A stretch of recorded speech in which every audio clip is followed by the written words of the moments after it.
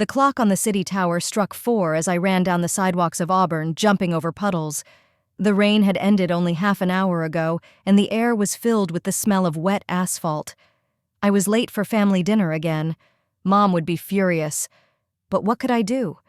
When Fletch, the owner of the local gas station, offered me an extra shift with extra pay, I couldn't refuse. I needed the money. The house I grew up in was one of those old brick houses with the big porch and white shutters that give Auburn its country charm. Many tourists passing through our town stop to take pictures of houses like that. Few guess what secrets lie behind these neat facades. I opened the door quietly, hoping to slip into my old room and get cleaned up before I was noticed. I was wearing my gas station work uniform blue slacks and a shirt with the Fletch & Sons logo on it that smelled like gasoline, even though I only worked behind the cash register. "Hazel?" Mom's razor-sharp voice caught up with me in the hallway. "You're late again." I sighed and turned around. Rowena Lawrence stood in the living room doorway, arms crossed over her chest. At 52, she looked 40, and incredibly proud of it. Her dark brown hair, tinted from gray, was perfectly coiffed, and her burgundy-colored dress accentuated her slender figure. "I'm sorry, Mom. I had an extra shift." "On Sunday? On the day of the family dinner?" She shook her head. "Your brother's already here, and Grandpa. Everyone is just waiting for you." I nodded, feeling my shoulders slump involuntarily. "Give me 5 minutes to change." 2 minutes, she said. "The roast is getting cold." I rushed upstairs to my former room, which was now a guest room, but my mom still kept some of my things there. I quickly changed into a simple blue dress and went down to the dining room. Oliver, my older brother, and Grandpa Lionel were already seated at the table. Oliver, in his usual fashion, was dressed like he was on the cover of a magazine, an expensive shirt, a stylish jacket, a fashionable haircut. At 27, he was already a junior manager at Auburn Bank, and he never missed an opportunity to remind himself of that. Hey, he greeted me with a childhood nickname I hated. "Finally come down to us mere mortals?" "Don't start, Ollie." I sat down next to my grandfather, the only person in the family I felt comfortable with. Grandpa Lionel smiled softly at me. In his 78, he retained a clarity of mind and some inner strength, though physically he was no longer the same. His hands, with their protruding veins, trembled slightly as he stroked my shoulder. "How is work, baby?" he asked quietly. "It's okay." Fletch offered me a full-time position for the summer. Mom, who walked in with a platter of roast, snorted, "A full-time job at the gas station. What an accomplishment." I bit my lip. I didn't want to start an argument right away. Sunday lunches were stressful enough as it was. "Let's pray," Mom said, even though neither of us were particularly religious. It was another ritual she maintained for the sake of appearances. We reluctantly held hands and bowed our heads while Mom said a quick prayer. Then she started putting food on the table, first for Oliver, then for Grandpa, then for herself, and finally for me. "So," she began as we began to eat, "Oliver has great news. Tell them, darling." My brother straightened up, puffing out his chest like a rooster. "I've been promoted to senior loan officer, with a 20% pay raise and the possibility of bonuses at the end of the quarter." "That's wonderful, honey," Mom glowed with pride. "I always knew you'd go far." "Congratulations." I tried to make it sound sincere. I didn't hate Oliver. I was just tired of living in his shadow. "Also," he continued, giving me a quick glance, "I've started looking at houses. I think it's time for me to get my own place." "Oh, that's wonderful," Mom exclaimed. "What neighborhood are you looking at?" I ate in silence as I listened to them discuss Auburn neighborhoods, real estate prices, mortgages. Grandpa was silent too, occasionally throwing understanding glances at me. Finally, after a long discussion of Oliver's brilliant future, Mom turned to me. "What's new with you, Hazel? Still working at the gas station?" "Yes, Mom. I just told you I got a full-time job." "That's it? No plans?" I put my fork down. The moment had come, though I'd planned to talk about it later, perhaps alone with my mom, but now seemed like a good time. "Actually, there's something. I'm going to go to community college this year, for night classes so I can keep working." There was silence. Mom froze with her fork halfway to her mouth. "College?" she asked. What are you going to go to college for? Accounting. I glanced at my grandfather, who'd been an accountant all his life.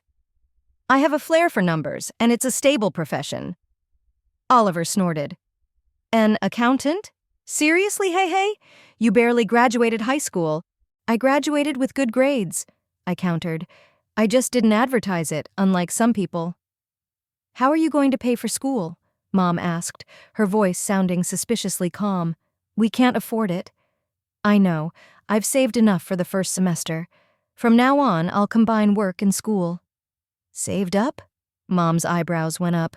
Where'd you get the money? You pay most of your paycheck to rent your room. I've been saving a little, plus tips at the gas station, and I've been moonlighting at the Henderson laundromat on weekends for the last 6 months. Mom put away the cutlery and folded her hands on the table. And you kept that from us? Why? I shrugged, because I knew what the reaction would be. What would it be? Her voice turned icy. Like this. I waved my hand in her direction. You were always against me continuing my education. When I wanted to apply to university after high school, you said it was a waste of money. Because it is. Mom's voice rose. Look at you, Hazel. You're 22, living in a rented room, working at a gas station. What's the point of spending money on an education that won't help you? Mom, You know what Oliver did when he was your age? He was already graduating from college with honors. He had a scholarship because he really worked hard. And you? What did you do? Hanging out with your useless friends, drawing pictures instead of studying. I felt myself blushing.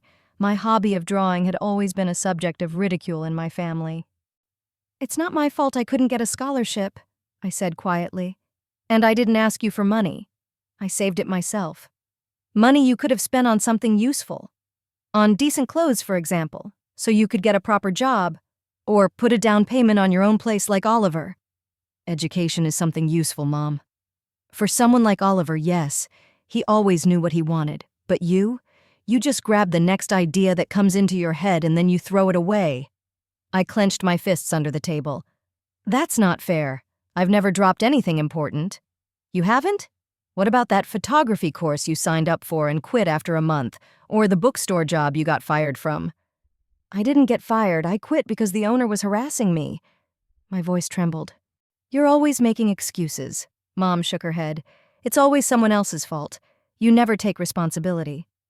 Oliver leaned back in his chair, watching us with a slight chuckle. He loved it when my mom told me off. It made him even more perfect in her eyes. I take responsibility, I countered. That's why I'm working 2 jobs and saving money for school. I want to change my life. Change your life. Mom laughed bitterly. Hazel, honey, some people just aren't cut out for success, and that's okay. Not everyone can be like Oliver. Those words hit me harder than any shouting could. I felt tears coming to my eyes, but I held them back. I wouldn't give her the pleasure of seeing me cry. I don't want to be like Oliver, I said quietly. I want to be me, and I'm going to go to school whether you like it or not. Mom stood up abruptly, her chair sliding back with a clatter. You're as stubborn as your father, she shouted. You never listen to sound advice. You do everything out of spite. You're a disgrace to our family. I felt something inside me break. Dad had always been a taboo subject in our house. He died in a car accident when I was 12, and since then, my mom rarely mentioned him, and if she did, it was only to emphasize his flaws. Suddenly, Grandpa Lionel, who had been silent until then, tapped his palm on the table. The sound was not loud, but somehow final, stopping. Everyone turned to him. That's enough, Rowena, he said softly, but firmly. His usually soft voice sounded strangely tense. You have no right to talk to a girl like that. Mom looked surprised. Grandpa rarely interfered in our arguments. Dad, you don't understand. I understand perfectly well, he interrupted her. Hazel has every right to study if she wants to, and if she saved the money herself, it's her decision how to spend it. You're always defending her, Mom snorted. Always treating her special. Because I see something in her that you don't, Grandpa replied, looking at me warmly. Perseverance, honesty, a drive to do better. Mom rolled her eyes. For God's sake, Dad, Don't turn her into some kind of heroine. She just doesn't want to put in the effort to be a real success, just like her father." Grandpa suddenly straightened up, his eyes sparkling. "Don't you talk about Reginald like that," he said with sudden harshness. "It is not for you to judge his actions." There was a tense silence in the room. I shifted my gaze from grandfather to Mom, sensing that there was more going on here than a simple family quarrel. "What do you mean?" I asked Grandpa. He looked at me for a long moment, then turned his gaze to my mom and Oliver, who suddenly turned pale. "I mean," Grandpa said slowly, "there are too many secrets in this family, and maybe it's time to reveal some of them." Grandpa's words hung heavy in the air. I could feel everyone at the table tense up. Oliver froze with his fork halfway to his mouth, and my mom nervously fixed her hair, a gesture I'd known since I was a kid. She always did that when she was nervous. "What are you talking about, Dad?" Mom's voice sounded feignedly light, but I could see the whiteness of her knuckles clutching the napkin.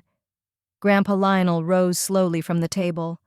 Despite his age and arthritis, he seemed taller and stronger at that moment. "Wait for me here," he said, turning to me. Then he turned to Mom and Oliver.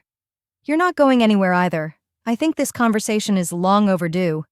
He left the room, and I could hear him walking slowly up the stairs to the second floor. His steps were heavy, like he was carrying an invisible burden. "What's going on?"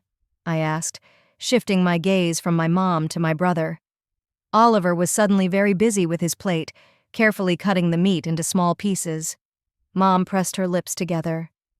"Your grandfather is getting old," she said at last. "Sometimes he gets confused. Don't take anything he says to heart." "He doesn't seem confused," I countered. "More like very determined." Mom wanted to say something, but that's when we heard the stairs creak. Grandpa was coming back, and from the sound of it, he was carrying something heavy. When he entered the dining room, I saw in his hands an old wooden box about 30 by 40 centimeters in size. The box was dark wood, scuffed around the edges, with a simple brass latch. The lid showed signs of moisture, as if something had once been spilled on it. Grandpa set the box on the table, next to the dish of unfinished roast, and looked at Mom. "Rowena," he said quietly, "I've always respected your decision about how to raise your children. Even when I disagreed, I didn't interfere. But today you crossed the line. Hazel deserves to know the truth." "What truth?" My voice sounded thinner than usual. Grandpa sat back in his seat and put his hand on the lid of the box. "About your father. About what really happened to him. And about where our family got the money from." I froze. Money was never really talked about in our family. I knew we weren't rich, but we weren't poor. We had this old house from my great-grandfather. Oliver went to college with no credits. Mom never worked, but we always had food on the table and new clothes for school. "Grandpa, please."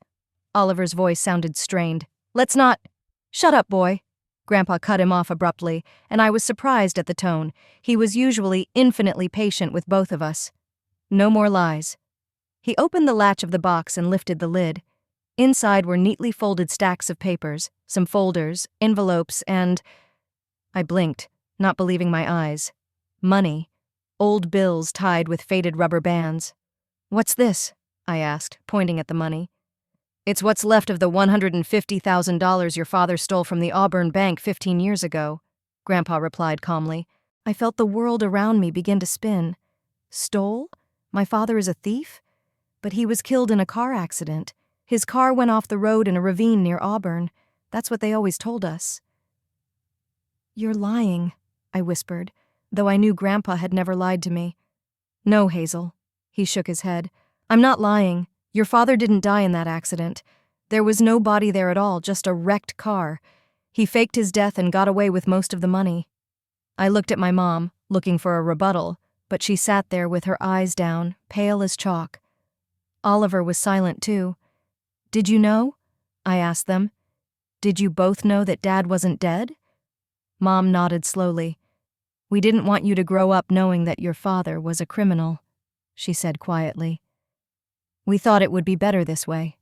Better to raise me in a lie?" I felt anger rising inside, mixed with pain. 15 years? All that time I've been mourning a father who isn't dead? "He's dead to us," Oliver said sharply.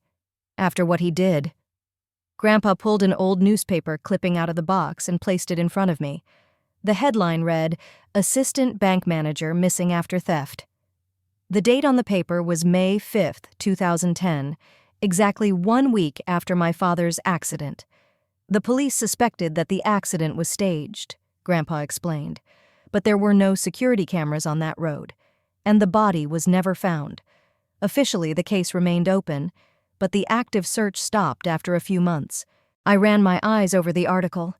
It said that Reginald Lawrence, 35, assistant manager of the Auburn Bank, was suspected of stealing $150,000. The money disappeared the same night my father's car was found wrecked at the bottom of the ravine. If he stole the money, where did it come from? I asked, pointing to the bundles in the box. It's a fraction of the amount, Grandpa answered. About $30,000. He left them in a hiding place in the attic of our house with a note for your mother. I found them by accident when I was helping with roof repairs a couple months after he disappeared. I shifted my gaze to my mom. And you took that money? Stolen money? She lifted her chin, anger glinting in her eyes. What was I supposed to do? I was alone with 2 kids. You were 12. Oliver was 17. He was going to college. I didn't have a job. Yeah, I took the damn money. We could have gone to the police, Grandpa said quietly. And what good would that have done? Mom snapped back. Reginald would still be a criminal, and we'd be penniless. At least the kids would have a chance at a normal life. A normal life? I laughed, but it was a bitter laugh. You call that normal? Living a lie? Thinking your father was dead when in fact I couldn't finish the sentence. The thought that all these years my father was alive somewhere was too painful. Every year I brought flowers to his grave, an empty grave, as it now turned out. Grandpa pulled another envelope out of the box and held it out to me. Inside was a picture, my father, young and smiling, with reddish hair just like mine. Standing next to him was a man I didn't recognize. That's Harlan Pierce, Grandpa said, pointing to the second man. He worked at the bank with your father. They planned the theft together. Harlan was supposed to leave with your father, but he got cold feet at the last minute. He's the one who pointed Reginald out to the police. How do you know all this? Oliver asked, frowning. Grandfather sighed. Because Harlan came to see me a year after Reg disappeared. He was drunk, full of guilt. Told me they'd planned to go to Mexico, start a new life. But he got scared and stayed. And then when they started asking questions about the missing money, he pointed to your father. And you didn't tell anyone? I couldn't believe what I was hearing. Not even the police? By then, Reg was already abroad, safe. Pointing him out would have meant only one thing: jail for him, shame for you and Oliver. I decided not to say anything. Mom stood up, her hands shaking. Why are you telling me this now, Dad? Why are you destroying everything we've built? Because it's not right, Rowena, Grandpa said firmly. Hazel deserves to know the truth, and she deserves to get an education if she wants one, without having to work 2 jobs when there's money in that box that could help her. It was our rainy day money, Mom exclaimed. If anything had happened? Nothing has happened in 15 years, Grandpa interrupted her. And every time Hazel wanted to do something, go to college, move into her own apartment, you found a reason to say no. You said there was no money. And they've been lying here all this time. I looked at Oliver. What about you? Did you pay for your education with stolen money too? He wouldn't look me in the eye. I didn't know until my senior year of high school. My mom told me the truth when I had to pay for college. And you said yes? What was I supposed to do? He shrugged. Give up on school? Give up my future? Because my father turned out to be a thief? I shook my head, trying to make sense of it all. My family that I'd known all my life suddenly turned into strangers with a terrible secret. Why didn't you ever tell me? I asked my grandfather. He smiled sadly. I wanted to, many times, but your mother insisted you were too young, too vulnerable. Then it began to feel like too much time had passed. How do you explain to a child, then a teenager, that we lied to him for years? Grandpa took another envelope out of the box and put it on the table. And this is the interesting part, he said. About 5 years after the disappearance, When everyone had already resigned themselves to the fact that Reg was either dead or never coming back, I got this. I picked up the envelope. There was no stamp or return address on it, just Grandpa's name written in familiar handwriting, the same handwriting that signed the angel card I'd gotten every year for my birthday. I always thought it was from my mom. Inside was a short note. "Keep an eye on them, Dad. I was a fool. But know that I love them all. R." Was it from him? My voice trembled. From Dad? Grandpa nodded. Yes. He left an envelope in my mailbox. I didn't see it, but I know it was him.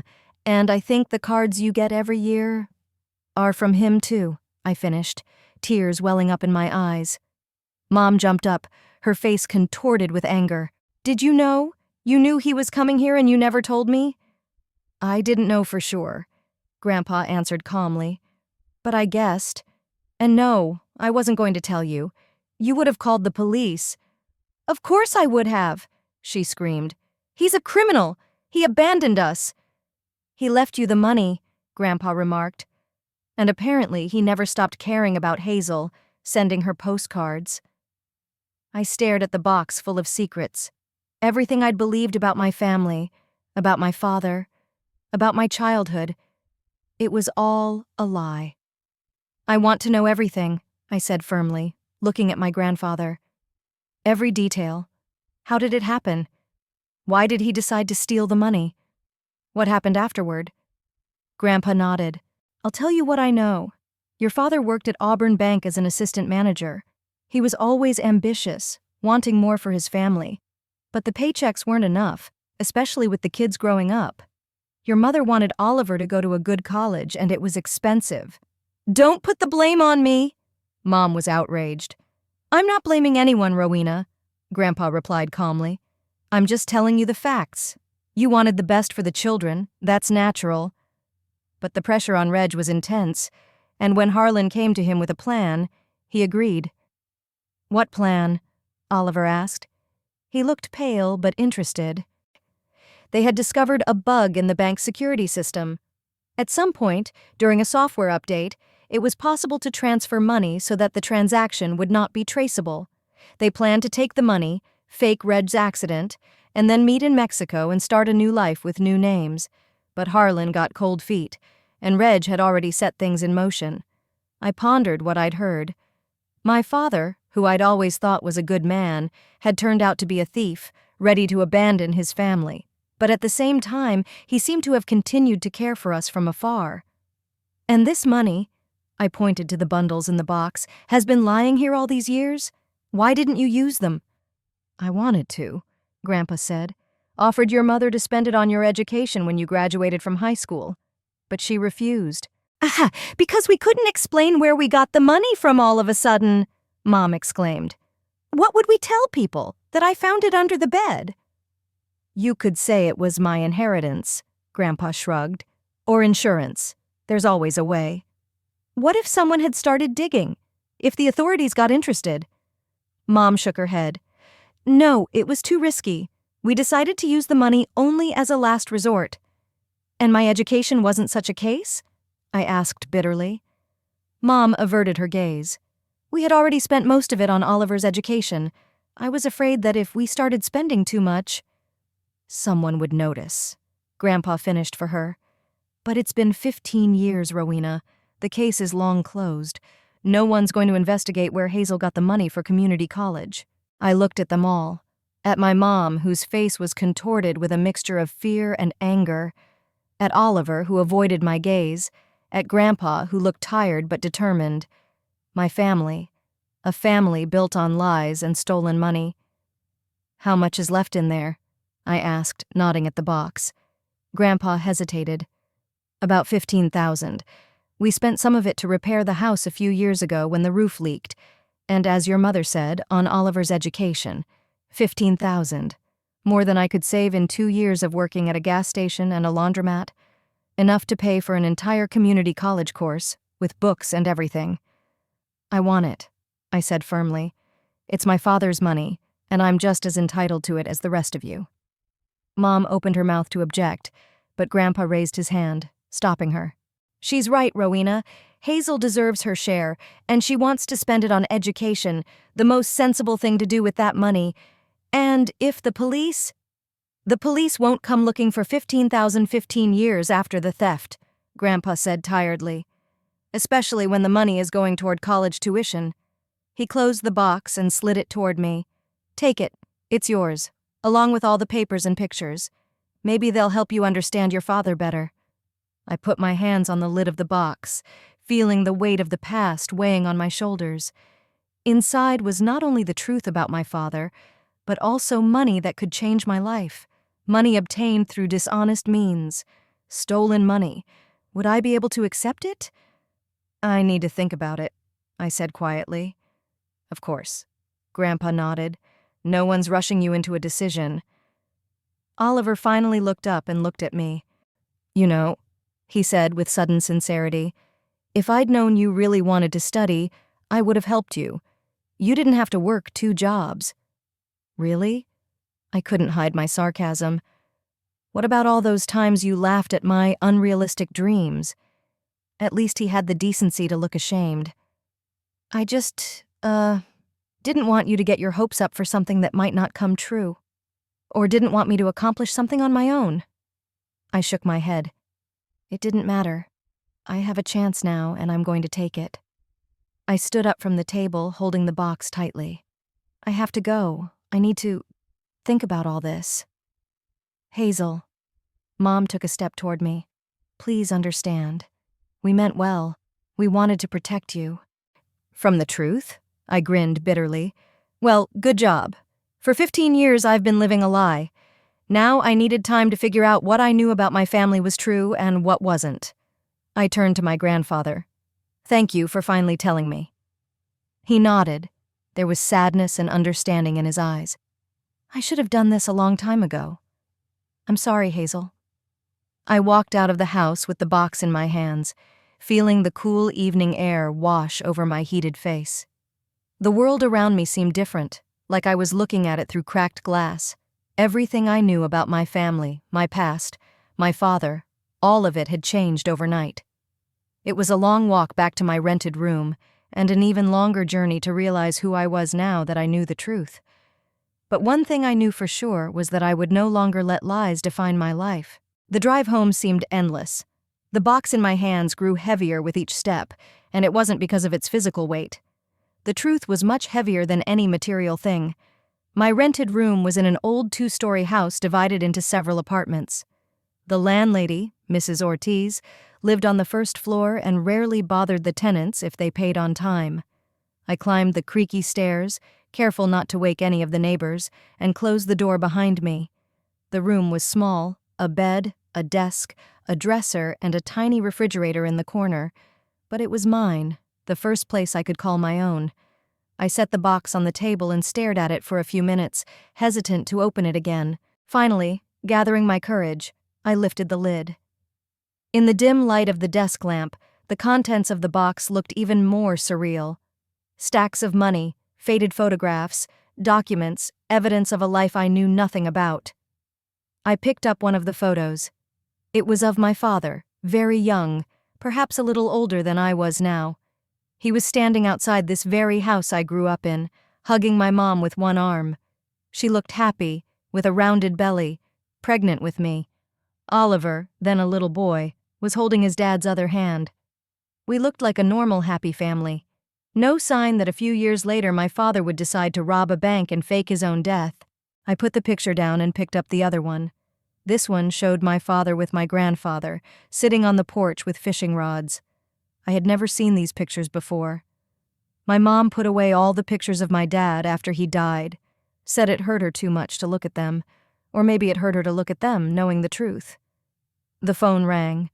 Oliver's name on the screen made me wince. I hesitated, but then I answered it. Yeah?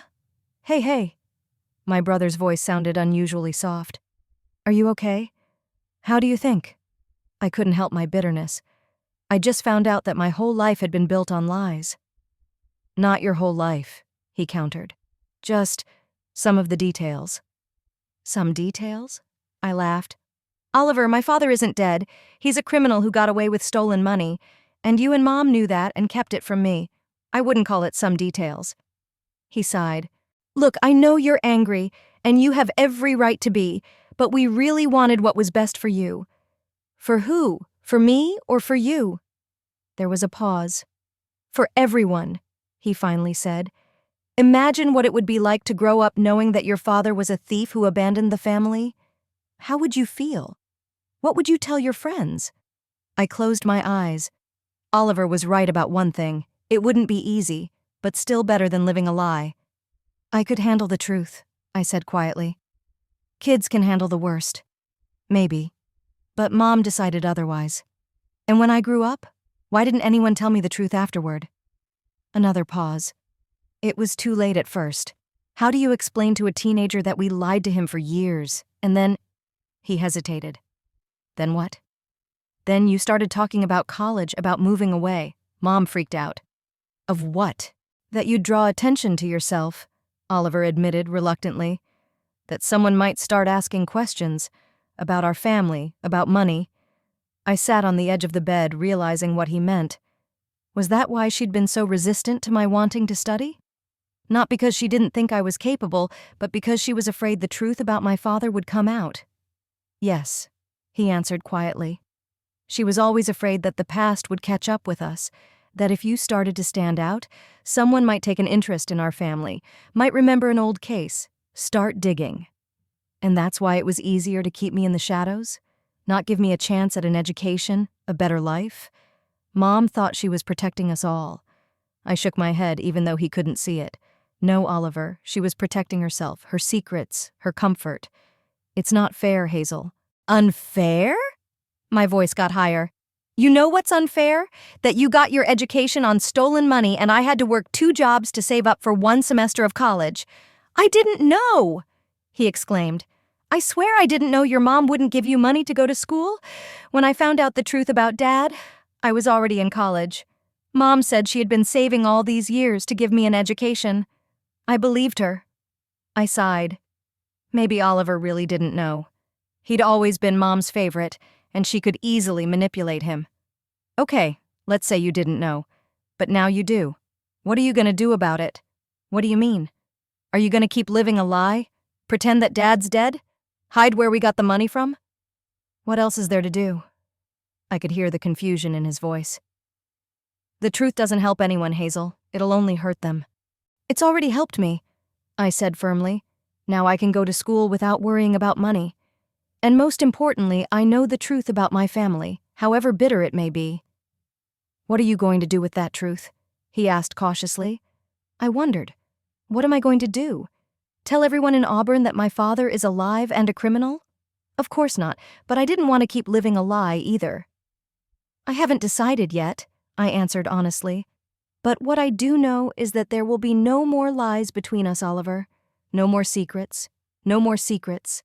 I want to know the whole truth about our family, every detail. Okay, he agreed after a pause. I'll tell you everything I know, but not over the phone. Why don't we meet tomorrow? Okay, at the cafe by the park at 10 o'clock in the morning. I'll be there, he promised, and after a moment's silence he added, Hazel, I'm sorry, I really am. I didn't answer. I didn't need his apology right now. I needed time to make sense of it all.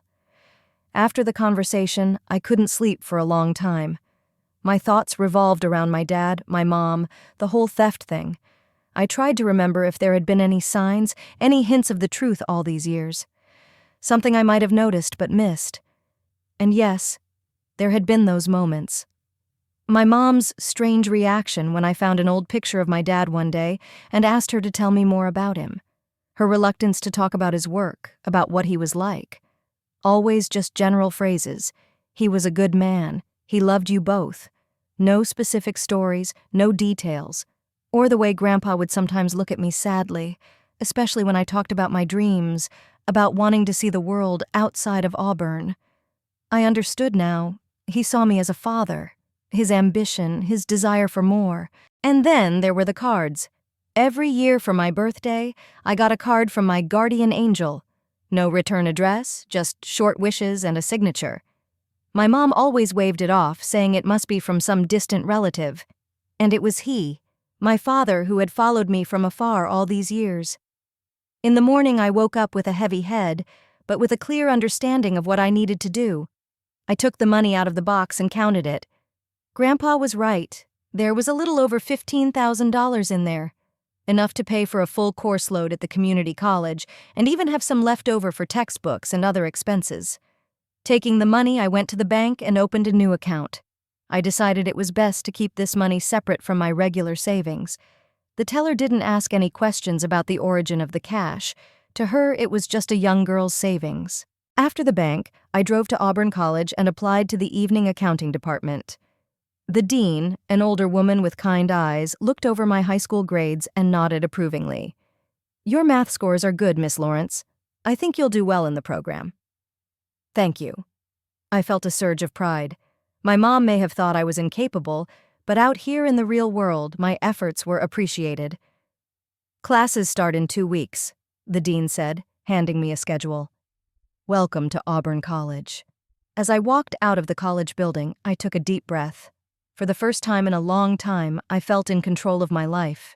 That opportunities were opening up in front of me that I could only dream of. I arrived at the cafe before the appointed time. After ordering a coffee, I sat by the window watching the passers-by. Auburn was a small town where everyone knew each other. I wondered how many of these people remembered the story about the assistant bank manager who disappeared 15 years ago. How many of them connected that story to our family? At exactly 10 o'clock, Oliver showed up. He was dressed casually, jeans and a sweater instead of his usual business suit.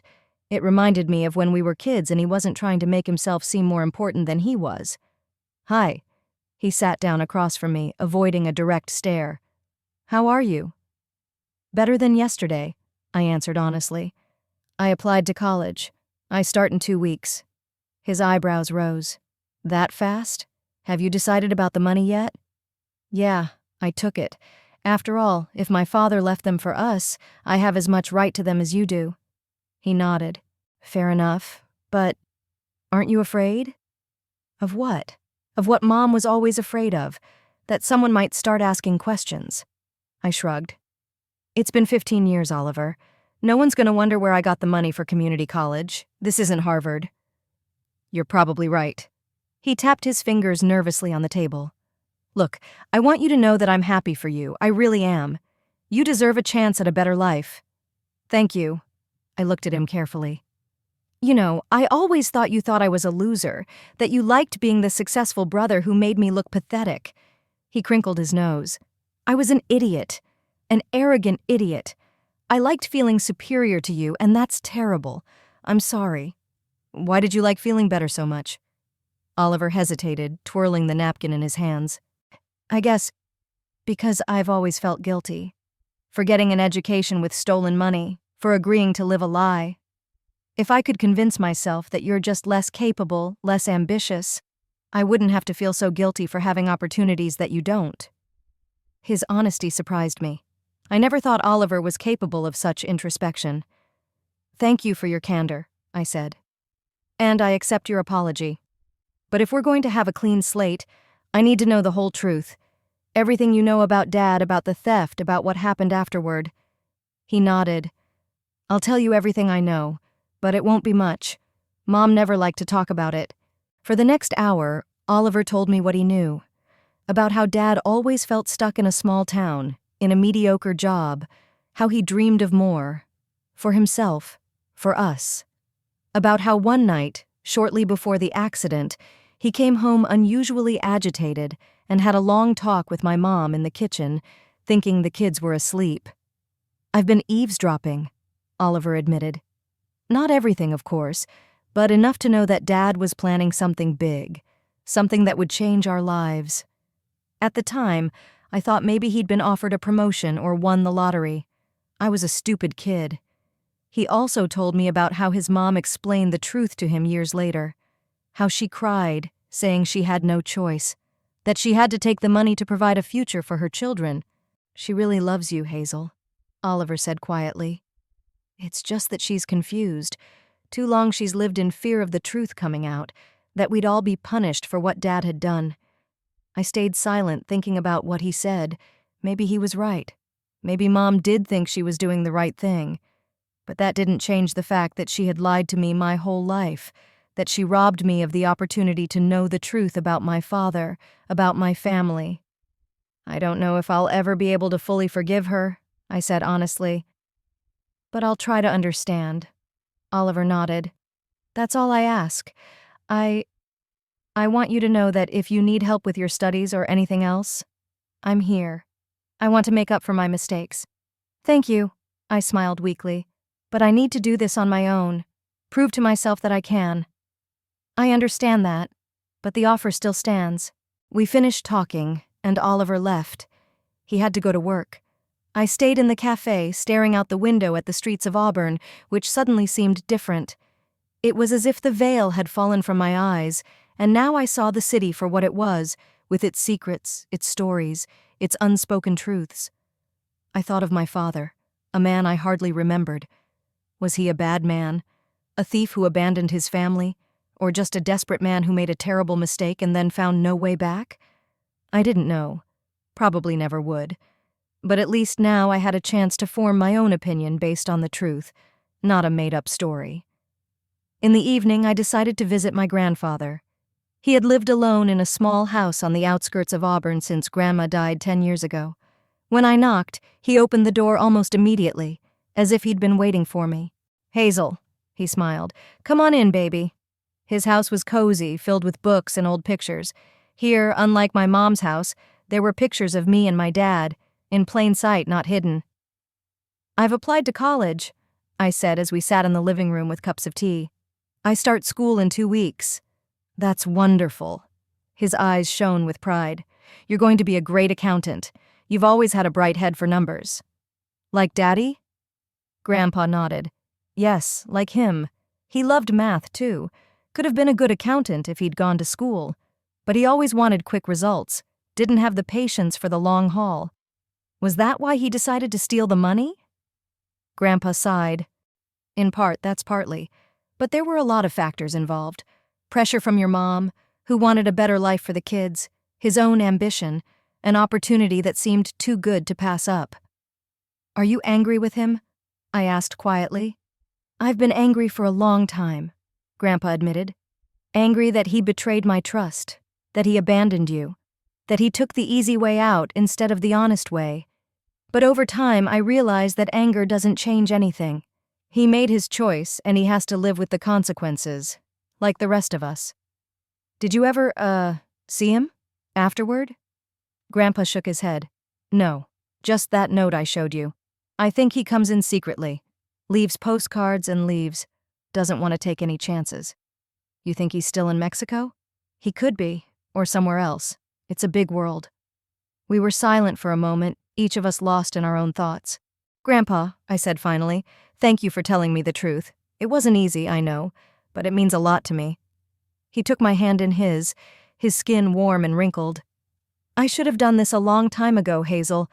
I've seen you suffer, feeling like no one believes in you, how you work yourself to the bone trying to prove your worth. It was wrong.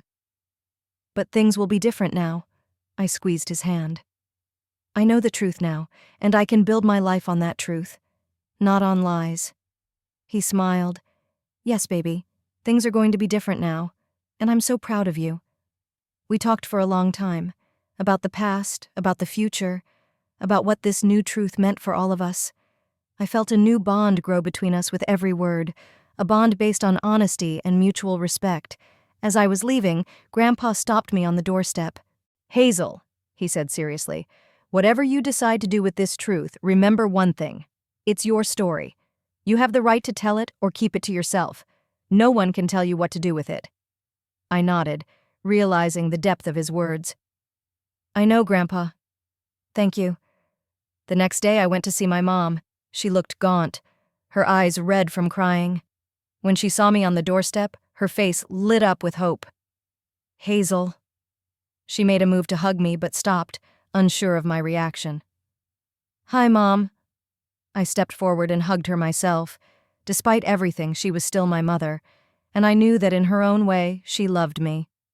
We sat down in the kitchen, just like old times. She poured us tea, her hands trembling slightly. I've applied to college. I said bluntly. I start school in 2 weeks. She was quiet for a moment, then nodded. I'm happy for you, I really am. You are? Yes. She looked up, sincerity in her eyes. I always knew you were capable of more, Hazel. I was just, afraid. I know you were, Oliver told me. You were afraid someone might link us to the theft if I started to stand out. She nodded, looking ashamed.